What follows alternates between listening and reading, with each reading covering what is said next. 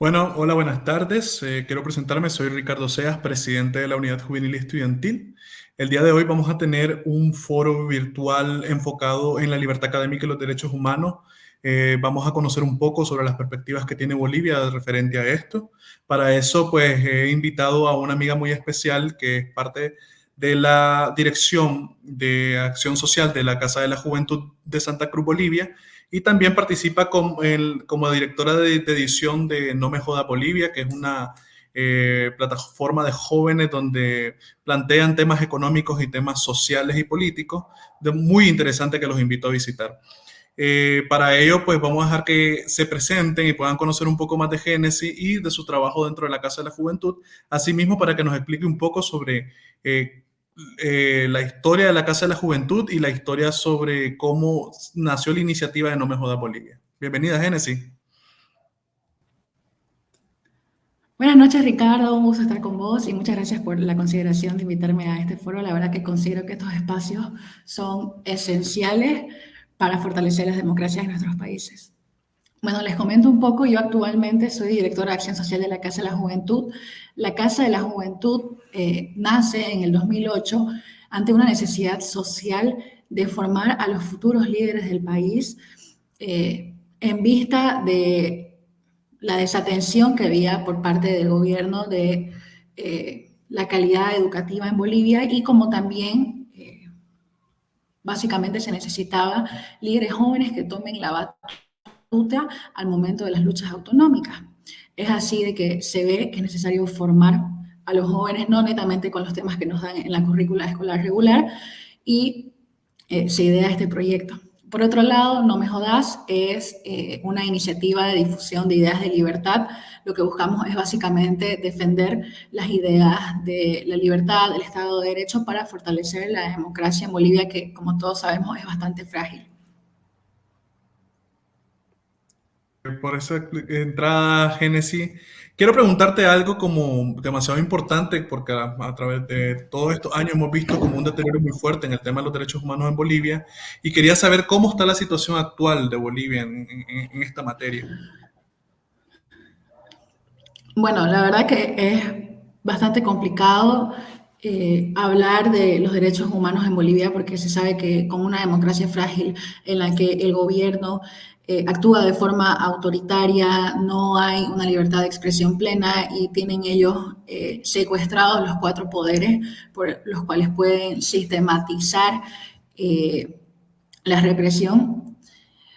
Tenemos perseguidos políticos, no hay respeto al Estado de Derecho, no se sigue el debido proceso. Entonces, como habrán visto en los indicadores internacionales, Bolivia se encuentra en una posición bastante deplorable en lo que corresponde al respeto de los derechos humanos y notamos un gobierno que no tiene el más mínimo interés de mejorar esa situación. Sí, bueno, creo que en nuestros países lamentablemente hemos tenido todos estos tipos de acciones, ¿no? De manual, como que están siguiendo un manual para el deterioro de los derechos humanos, porque hay una persecución muy fuerte, hay una persecución dentro de la libertad de expresión porque cierran los medios de comunicaciones o atacan los medios de comunicaciones, hay una fuerte persecución inclusive a las iglesias, porque, a la libertad religiosa, porque evidentemente, pues obviamente siempre la iglesia va a estar del lado correcto, ¿no? De la historia, y va a estar siempre apoyando a la población vulnerable ante los ataques de las situaciones políticas que se puedan generar. Realmente lo que pasó recientemente, hace un par de semanas, ¿fue un golpe de Estado o fue un autogolpe? ¿Cuál es tu percepción como joven ante esta situación? Porque fue algo demasiado, como muy escandaloso.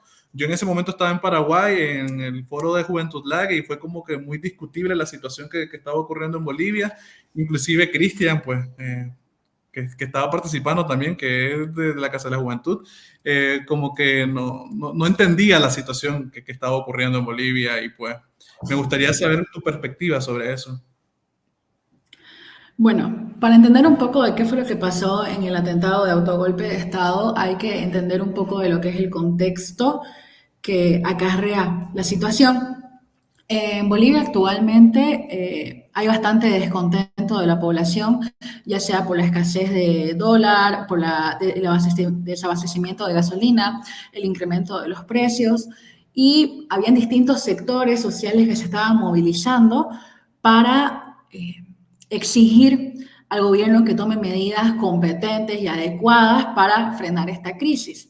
Sin embargo, el gobierno continúa negando que nos encontramos en una crisis, proponen soluciones que son de humo, porque realmente todos sabemos de que a medida de que ellos intenten proponer soluciones, no nos sirve de nada mientras no tengan un compromiso de realmente ejecutarlas. Llamaban a diálogos sin sentido, no se presentaban a los diálogos. Entonces, había una amenaza de un bloqueo de carreteras de parte del sector de transporte pesado, lo que significa que el gobierno iba a entrar en jaque, porque el transporte pesado, las veces que se ha detenido para poder exigir lo que consideran justo, el gobierno no le queda otra que ceder. Habían distintos sectores sociales que también se estaban agrupando y sumando a las exigencias. Todos los días había noticias de protestas, de paros, el sector de médicos, la CONADE, y esto hace que las personas sientan mucha incertidumbre, ¿no? No se trata solo del malestar general, sino de la falta de disposición del gobierno a dialogar, y eso repercute, mal que mal, en la población. Lo que le estaba perjudicando a él es que no solo repercutía en la población de parte de oposición, sino que ya también los sectores que usualmente lo defienden estaban empezando a retirarle su apoyo. Es así que el día miércoles nuestras actividades regulares se ven paralizadas, con la noticia de que estaban intentando hacer un golpe de Estado a Arce Catacora en el Palacio Quemado. En una primera instancia, sí, la verdad que causó bastante pánico. Las personas acá, dada la incertidumbre que venían sintiendo, se escandalizaron al ver las noticias de los militares en la Plaza Murillo, la posible represión que se iba a venir en caso de que esto escale. Las madres de familia corrieron, ¿no?, a la gasolinería, a los supermercados, porque por ahí sucedía de nuevo un paro cívico que sea extenso. Entonces, para prevenir esto, todo el mundo fue víctima del pánico. Y a medida que transcurría la noticia, porque estábamos todos pegados del televisor, de la computadora, como les digo, se paralizó todo. Empezamos a notar algunas incongruencias en lo que correspondería a ser un golpe de Estado, no sé si verídico o fidedigno, pero un golpe de Estado como estamos acostumbrados y como lo hemos estudiado en los libros de historia, los que hemos estudiado, aparte de lo que nos enseñan, ¿no? Nunca había visto yo que un ministro salga y golpee unos tanques de los militares sin ningún tipo de repercusión. Se supone que era un golpe de Estado, y como estamos acostumbrados a que es la represión y el uso de la fuerza en Bolivia, la verdad que bastante extraño, ¿no?, que lo hayan tomado con tanta relajación ese acto. Luego se ve que entra el supuesto general que quería hacer el golpe de Estado, exigiendo liberación de los presos políticos, los 3 presos políticos con nombres específicos que el gobierno viene persiguiendo a causa del fraude electoral de 2019. Vemos que el presidente increpa, ¿no?, al general, le dice que se vaya y listo, acabó su teatro. Entonces nosotros, como ya estamos acostumbrados realmente a cuál es el actuar de la policía y de los militares cuando se intenta protestar o cuando hay algún tipo de movimiento que ellos consideren insurgente, nos extrañamos, ¿no?, a ver tanta tranquilidad. Luego de eso aprenden a Zúñiga y él empieza desesperado a decir que todo fue armado, que era un plan para aumentar la popularidad de Luis Arce, que estaba en decadencia. Y es cierto, de hecho, y es mucha casualidad que el día jueves, esto sucedió el día miércoles, y para el día jueves estaba programado un paro de carreteras que la verdad que iba a afectar bastante a todas las regiones. Entonces, nosotros vemos que es un intento macabro de aumentar la popularidad de Arce sin pensar en las consecuencias que esto puede tener para Bolivia en sus distintas posiciones e indicadores internacionales. Yo me imagino que el riesgo país se disparó. Ya no vamos a ser atractivos para inversiones extranjeras, que ya no lo éramos, pero ahora en esta situación mucho peor debido a la inestabilidad política que muestran. Y lo que más preocupa no es netamente la tranquilidad de los militares, lo que nos hizo sospechar de que era realmente montado, sino el actuar del masismo, del arcismo, sabiendo que no van a tener consecuencias, porque los cuatro poderes ellos los tienen totalmente serviles. Entonces saben que pueden perpetrar este tipo de actos que realmente atentan contra la democracia en el país y no van a haber ningún tipo de consecuencia. Ellos lo hicieron, de verdad que es bastante vergonzoso lo que nos tocó vivir como bolivianos, y lo más triste de todo esto es que luego de eso fue utilizado para persecución política y para acusar cualquier tipo de movimiento en protesta de la gestión de Arce, ahora es acusado de golpista. Entonces, las piezas del ajedrez están empezando a cobrar sentido y nosotros como bolivianos estamos en el deber no netamente de informarnos adecuadamente de qué fue lo que pasó, sino de difundir la verdad de la historia. Porque como el gobierno tiene secuestrado el sistema educativo y el pensum y cuál es la currícula, sabemos que de aquí a unos años ellos van a contar la versión que más les convenga. Bueno, efectivamente es impresionante, pues, cómo se montan estos gobiernos, unos teatros para criminalizar, ¿no? A la oposición y para criminalizar inclusive a las organizaciones de sociedad civil. Porque, bueno, como mencionás, o sea, ese tema del golpismo, por lo menos en Nicaragua también lo vivimos.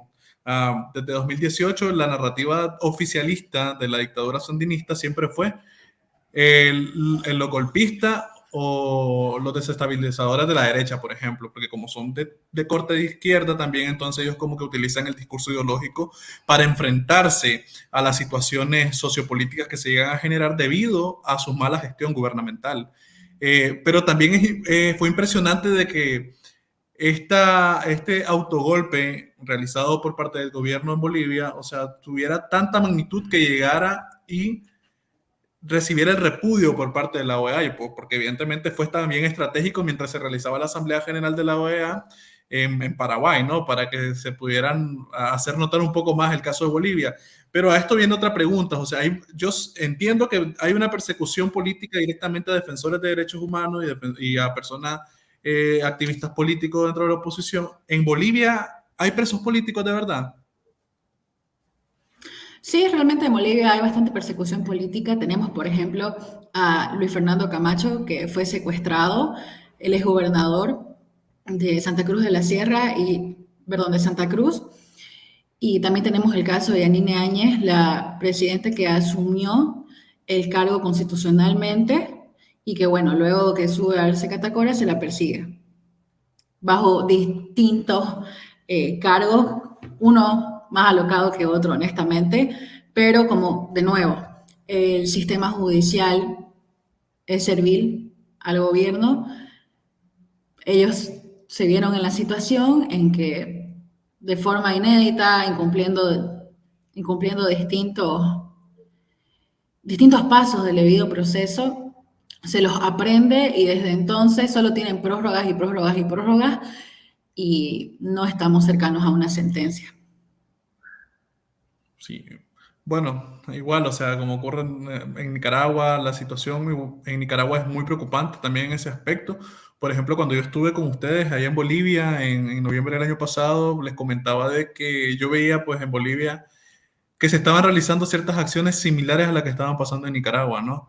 Principalmente ese involucramiento directo del Estado, o sea, esa metida del gobierno dentro de todos los poderes del Estado que para deteriorar toda la institución democrática y la separación de poderes, porque es importante para que exista un excelente balance democrático dentro del país. Y referente a esto, pues quisiera preguntarte, ¿cuál es el reto que enfrentan los jóvenes actualmente ante esta situación política y de derechos humanos que se está realizando en Bolivia? ¿Cuáles son los retos principales que ustedes ven como jóvenes de la juventud a los que se van a llegar a enfrentar debido a esta situación? Y en el contexto de que el año que viene hay un proceso electoral, ¿no? Presidencial. Bueno, creo que un reto bastante notorio que enfrentamos no solo como Casa de la Juventud, sino como sociedad cruceña, boliviana, es el fortalecimiento de las instituciones. Como sabemos, y como ya hemos visto históricamente, están acostumbrados a actuar en detrimento de las instituciones y las autonomías, buscando así ellos conglomerar las competencias para dejar de fomentar lo que es el pensamiento crítico, formar un tipo específico de ciudadano que sea servir a cierta ideología y narrativa que ellos quieren. Entonces, el fortalecimiento de las instituciones y la formación, no solo de la juventud, sino de la niñez, es sumamente importante, debido a que nosotros como bolivianos vemos que actualmente, por la misma currícula que se maneja, no, las escuelas y las unidades educativas no son suficientes, no son generadoras de ideas, no permiten disidencias, y esto es sumamente peligroso. La imposición de determinada ideología y el adoctrinamiento es uno de los principales retos, y esto podemos responderlo mediante las instituciones. El fortalecimiento de la participación ciudadana en estas actividades de incidencia es demasiado crucial. Y luego sobre el proceso electoral de 2025, bueno, el escenario la verdad que ahorita es bastante incierto. Hay algunos actores que han aparecido tanto de oposición como del oficialismo que dan a entender que piensan postular al año. Sin embargo, nosotros durante 2016, 2017, 18, 19, hemos visto cómo el gobierno manipula a la población y realmente no respeta, ¿no?, los resultados. Así fue con el referéndum de carácter vinculante en el que no se aprobaba la postulación de Evo Morales, la postulación de Evo Morales. Entonces, al ver un gobierno que realmente no respeta la opinión del pueblo, creo que uno de los principales retos que nosotros tenemos es velar por un proceso electoral con garantías, que acepten que vengan veedores internacionales y realmente fortalecer, ¿no?, el tema de la comunidad internacional en repudio en caso hubiera de nuevo un fraude electoral en Bolivia. Y vos ves que los jóvenes estén participando en ese contexto.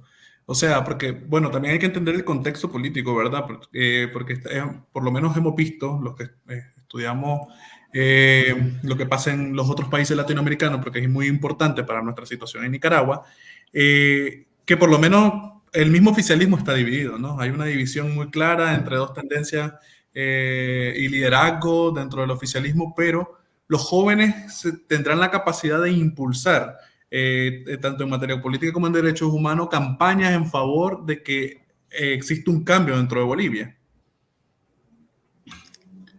Sí, yo creo que sí, yo creo que el descontento es general. Sin embargo, quiero destacar de que ellos muestran, ¿no?, una división con respecto a quién debería subir el poder, pero el problema para mí no es la personalidad que está subiendo al poder, el problema es esta ideología putrefacta que ellos vienen implantando desde hace más de 15, 16 años. Entonces, no se necesita un cambio de rostro. Mientras siga haciendo esta ideología socialista, un régimen autoritario que no busca fomentar la libertad, que no respeta la democracia, que va en detrimento del Estado de Derecho y de los estatutos autonómicos en Bolivia, la verdad que no es indiferente, ¿no? Sí, como me comentaba, se necesita un cambio de mentalidad, se necesita un liderazgo que tenga ideas nuevas, que tenga ideas frescas, porque honestamente estamos, al menos yo que nací poco antes que Evo asuma, estamos acostumbrados a más de lo mismo.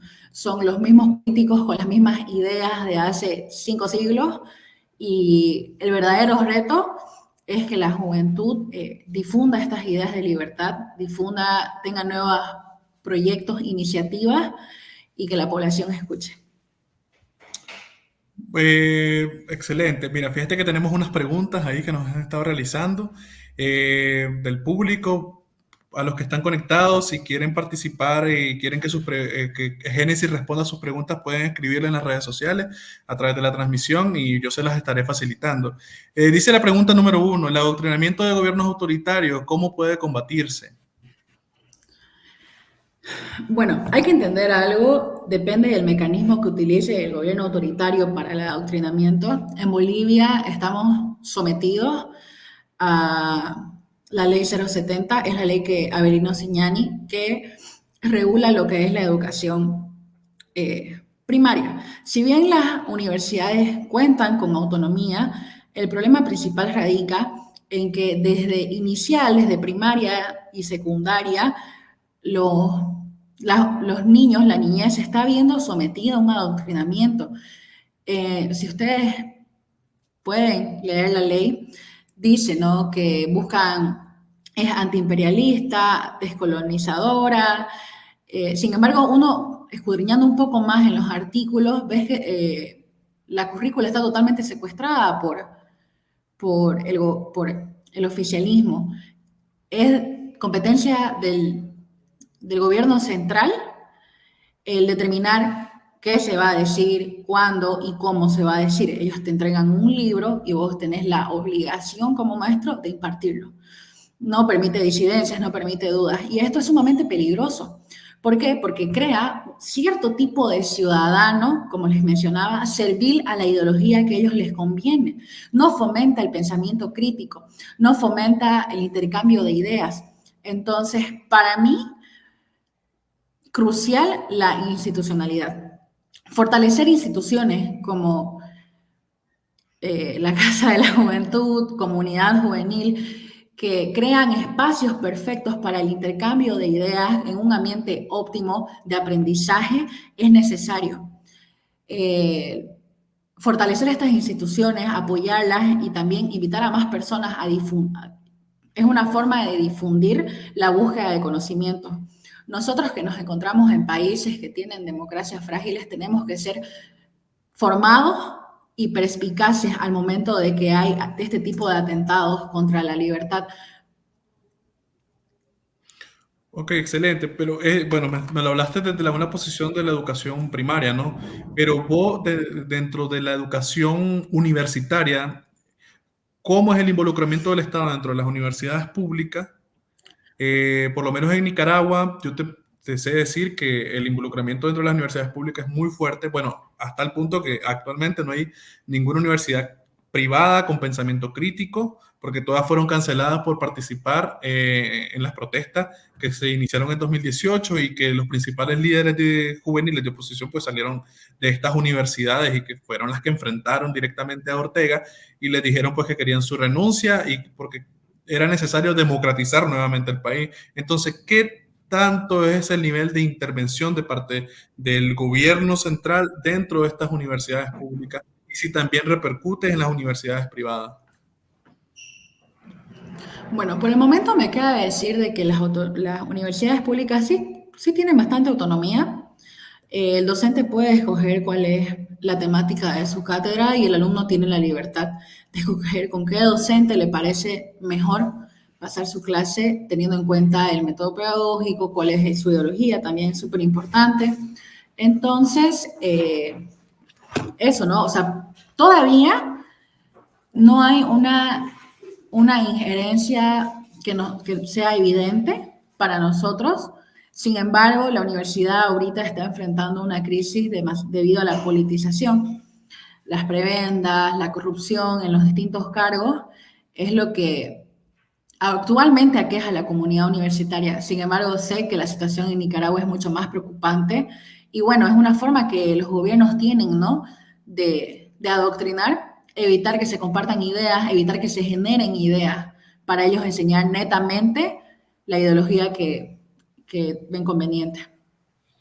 Pero el Estado, bueno, el gobierno como tal no tiene grupos formulados, o sea, de grupos de jóvenes de su misma militancia formulados dentro de estas universidades que realmente hagan apología, ¿no? A su favor. No, hay distintos partidos políticos y bueno, cada dirigente universitario sabe cuál es su ideología política con lo que corresponde a partidos en Bolivia, pero al menos yo considero de que todavía el gobierno no tiene demasiada injerencia en lo que es las autonomías universitarias. O sea, Es sumamente importante más bien que nosotros sigamos formándonos y combatiendo y luchando por la autonomía universitaria para evitar esta injerencia. Bueno, bueno, es interesante porque por lo menos nosotros, bueno, hasta 2018 no había cierta injerencia. Sí hay como un fuerte involucramiento dentro de la universidad pública porque obviamente son los que entregan el dinero presupuestario, ¿no? Para el mantenimiento de las universidades públicas y pues evidentemente después del proceso revolucionario de los años 80 que involucraron a muchos jóvenes dentro de las llamadas juventudes sandinistas, se tragaron pues el movimiento estudiantil, que es la Unión Nacional de Estudiantes Nicaragüenses, y pues lo ocupan a favor, ¿verdad? De sus propuestas políticas y de sus mítines políticos, ¿no? Por lo menos en 2018, después de los primeros sucesos, de las primeras protestas, intentaron obligar al movimiento estudiantil de que a toda la comunidad estudiantil de todas las universidades en Nicaragua nos movilizaran en favor al gobierno, pues de que dijéramos de que estábamos a favor del gobierno. Evidentemente hubo como un fuerte descontento de parte de la misma comunidad estudiantil y se opusieron. Al final, pues el movimiento estudiantil se vio en la obligación, siguiendo su línea ideológica, de acercarse al sandinismo nuevamente y pues traicionar las supuestas visiones que tenían junto con la comunidad estudiantil y pues eso erosionó el movimiento estudiantil y permitió que nacieran movimientos estudiantiles emergentes que al final fueron expulsados y muchos jóvenes criminalizados, encarcelados, convirtiéndolos en presos políticos y posterior exiliándolos en Costa Rica, a Estados Unidos, ¿verdad? Es muy interesante también porque por lo menos nosotros hemos sufrido una cierta nivel de afectación muy considerable, sí, en las escuelas primarias de educación pública e inclusive en la secundaria ha habido un fuerte retroceso dentro de la educación porque principalmente no permiten que los profesores decidan qué joven puede pasar una clase y qué no. O sea, hay como una ley establecida evidentemente desde la presidencia de que ningún joven se puede quedar, o sea, aun porque sea un alumno un poco desobligado, pues, y no atiende bien el tema de sus clases, entonces puede pasar al siguiente ciclo sin ningún problema. Entonces, antes eso era muy diferente, ¿verdad? Antes, si vos salías mal en tus clases, no había nada que hacer, o sea, tendrías que repetir el examen, un examen completo de toda la clase, o si no, pues tenías que repetir el año, ¿verdad? Porque no podías darte el lujo de pasar así por así.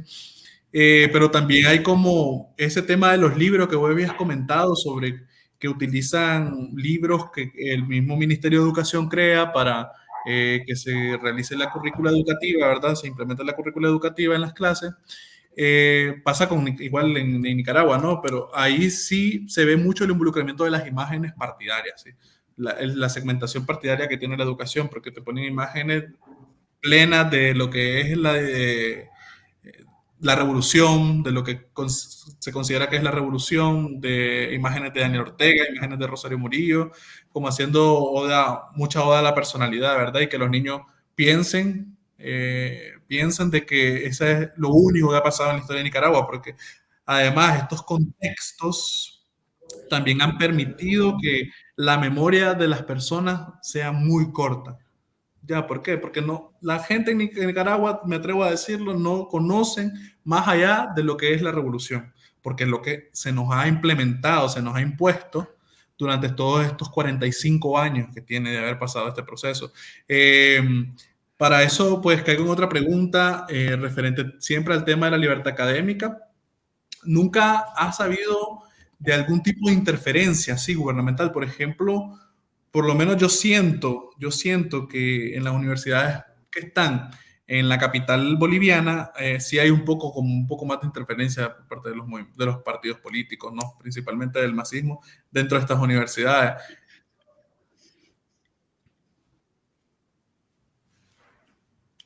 A ver, yo como estudiante de la Universidad Pública en Santa Cruz te puedo decir de que si lo hay, incluso en las demás universidades, si lo hay, no es tan notorio. Si lo hay es porque probablemente un líder de alguno, ¿no? De los entes de cogobierno está afiliado o es servil al masismo. Sin embargo, ellos no cuentan actualmente con un partido que netamente se dedica a difundir su ideología y que sea de impacto. Como te digo, son muy inteligentes porque no es notorio, no saltan las alertas a la primera vez. Y para poder notar eso, debes sentarte y conversar con cada uno de los dirigentes para entender cuál es la ideología a la que ellos están apoyando y qué tipo de formación tienen. Entonces, por ese lado no, pero y justamente en Bolivia pasa un caso similar como en la Nicaragua. En la ley 070 se establece de que la autoridad nacional define las políticas educativas y supervisa su cumplimiento.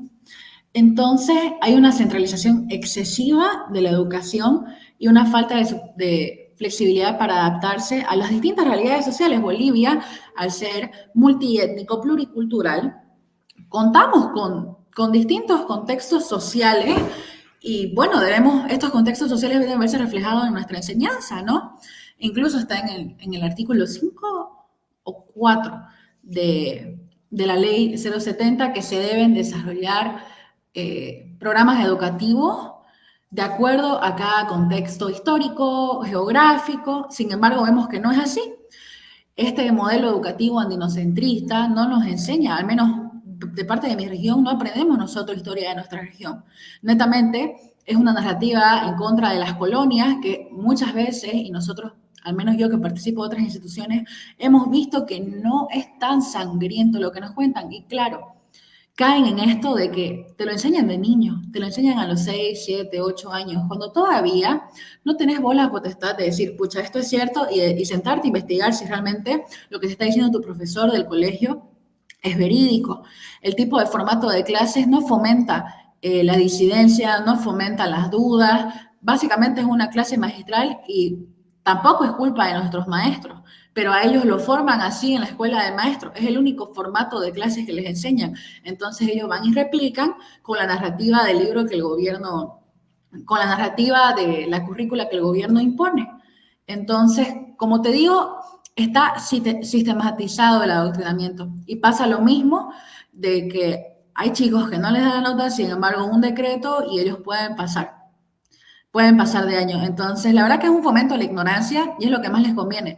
Ciudadanos más ignorantes son muy fáciles de engañar y de caer justamente en todo este adoctrinamiento ideológico.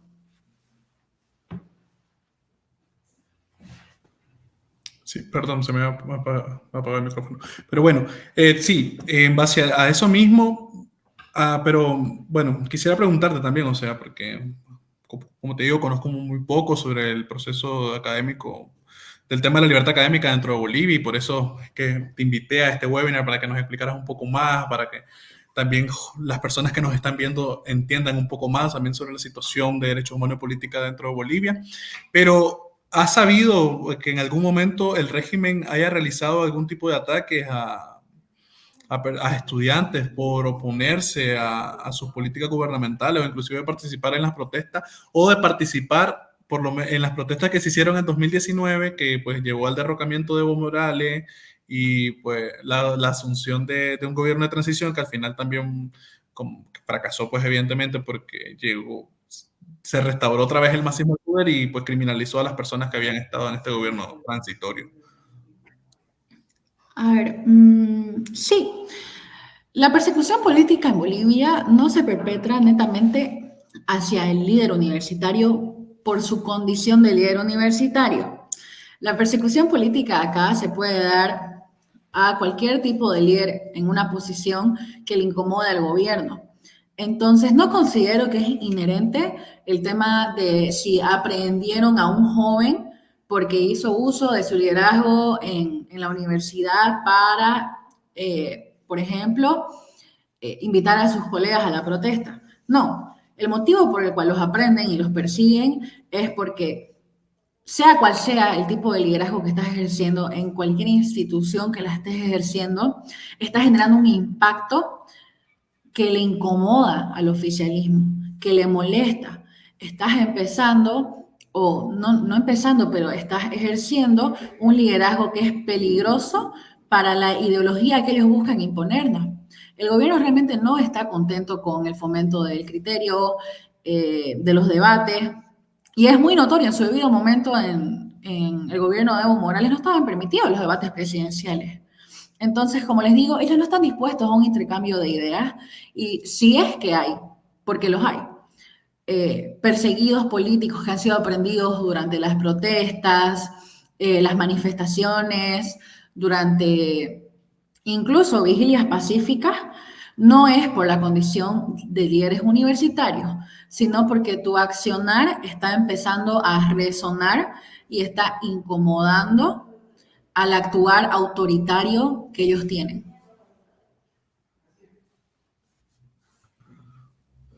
Sí. Bueno, muchas gracias, Génesis, ¿verdad? Al final tu participación ha sido muy valiosa para nosotros.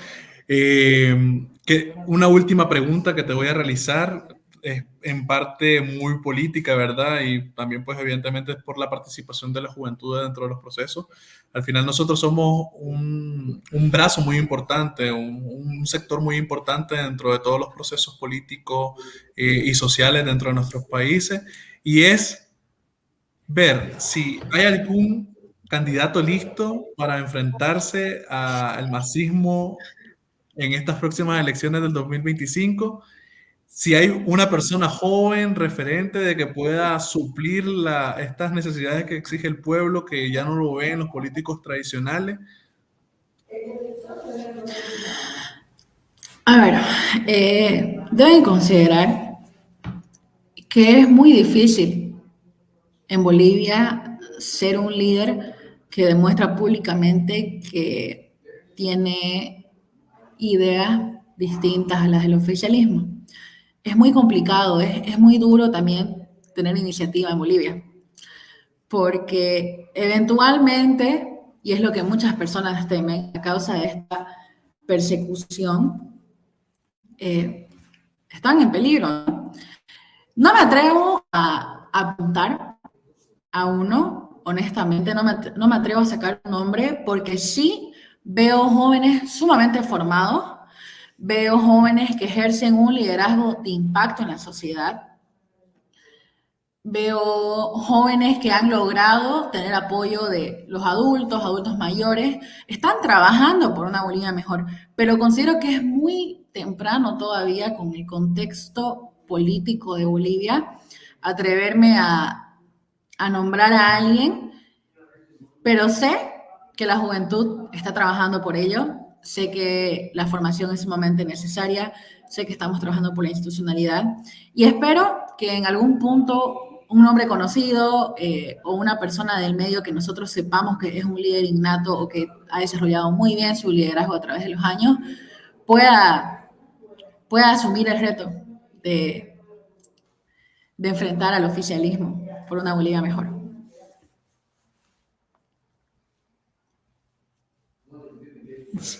Sí, la verdad yo creo que nosotros somos muy esenciales. Yo por lo menos yo vi cuando estuve allá muchas personas valiosas, inteligentes obviamente, y que están muy activos en la participación y en el trabajo social, porque saben las vulnerabilidades que tienen las poblaciones que están en sus entornos.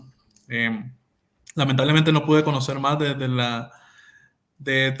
Santa Cruz, más que que la ciudad, ¿verdad? Pero me hubiese gustado más conocer un poco la realidad, ¿verdad? De lo que sufre la población por las malas políticas gubernamentales que se implementan, evidentemente, esta desestabilización constante que hay dentro del gobierno central y que provoca que no haya más inversión, por lo cual no hay más trabajo dentro del país y que afecta económicamente también a todas a las poblaciones. Para despedirnos, Génesis, primero quiero agradecerte por haber estado acá con nosotros en este primer foro. Sé que vamos a tener más oportunidades de poder seguir colaborando, pero quiero que en este momento le mandes un mensaje a toda la juventud latinoamericana que te está viendo, que le mandes un mensaje de lo que deberíamos de hacer y cómo lo deberíamos de hacer frente a todas estas situaciones complejas que se nos enfrentan, tanto en los sectores políticos, sociales, como en la Defensoría de los Derechos Humanos. Bueno, la verdad, Ricardo, yo agradecida de todo corazón por este espacio. Y considero que como jóvenes el reto que tenemos que asumir actualmente es que estamos en la edad perfecta para formarnos, compartir ideas, difundir, encargarnos no netamente de formarnos nosotros, sino poder transmitir estos conocimientos a más personas de tal forma que todos juntos trabajemos hacia un futuro mejor. Sé que es difícil en los contextos políticos de nuestro país el tener iniciativa, pero alguien tiene que hacerlo y los jóvenes somos los llamados a ello. Así que sigan hacia adelante, siempre por y para la libertad.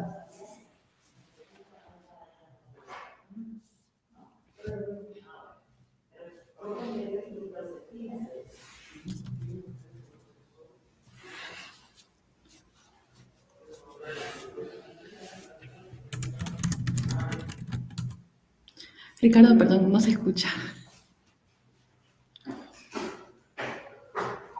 Bueno, muchas gracias, Génesis, por tu participación. Quiero decirte que sos una persona espectacular, una líder muy reconocida, muy resiliente y sobre todo muy destacada dentro de la juventud boliviana.